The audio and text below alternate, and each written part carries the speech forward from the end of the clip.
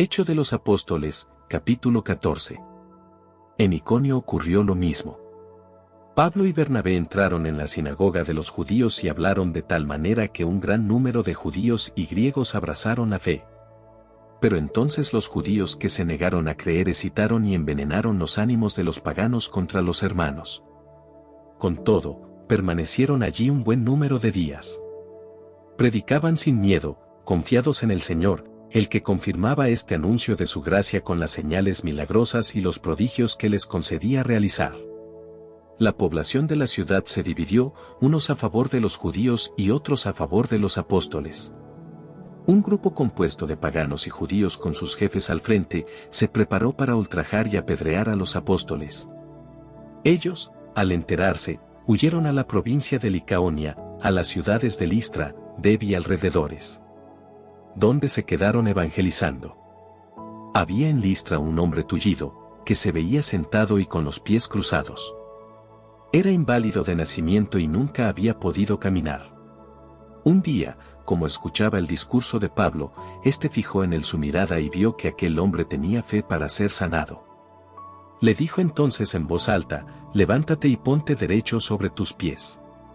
El hombre se incorporó y empezó a caminar.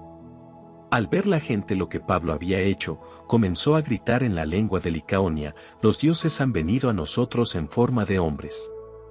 Según ellos, Bernabé era Zeus y Pablo Hermes, porque era el que hablaba. Incluso el sacerdote del templo de Zeus que estaba fuera de la ciudad trajo hasta las puertas de la misma toros y guirnaldas y, de acuerdo con la gente, quiso ofrecerles un sacrificio. Al escuchar esto, Bernabé y Pablo rasgaron sus vestidos para manifestar su indignación y se lanzaron en medio de la gente gritando: «Amigos, ¿qué hacen? Nosotros somos humanos y mortales como ustedes, y acabamos de decirles que deben abandonar estas cosas que no sirven y volverse al Dios vivo que hizo el cielo, la tierra, el mar y cuanto hay en ellos. Él permitió en las generaciones pasadas que cada nación siguiera su propio camino. Pero no por eso dejó de manifestarse, pues continuamente derrama sus beneficios. Él es quien desde el cielo les da las lluvias y los frutos a su tiempo, dando el alimento y llenando los corazones de alegría». Aun con estas palabras, difícilmente consiguieron que el pueblo no les ofreciera un sacrificio y que volvieran cada uno a su casa. Se quedaron allí algún tiempo enseñando.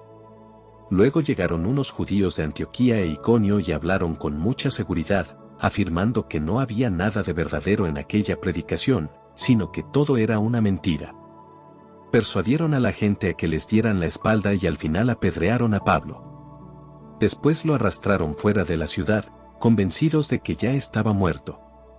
Pero sus discípulos se juntaron en torno a él, y se levantó. Entró en la ciudad, y al día siguiente marchó con Bernabé para Derbe. Después de haber evangelizado esa ciudad, donde hicieron muchos discípulos, regresaron de nuevo a Listra y de allí fueron a Iconio y Antioquía. A su paso animaban a los discípulos y los invitaban a perseverar en la fe, les decían: «Es necesario que pasemos por muchas pruebas para entrar en el reino de Dios». En cada iglesia designaban presbíteros y, después de orar y ayunar, los encomendaban al Señor en quien habían creído. Atravesaron la provincia de Pisidia y llegaron a la de Panfilia. Predicaron la palabra en Perge y bajaron después a Atalía. Allí se embarcaron para volver a Antioquía, de donde habían partido encomendados a la gracia de Dios para la obra que acababan de realizar. A su llegada reunieron a la iglesia y les contaron todo lo que Dios había hecho por medio de ellos y cómo había abierto las puertas de la fe a los pueblos paganos. Permanecieron allí bastante tiempo con los discípulos.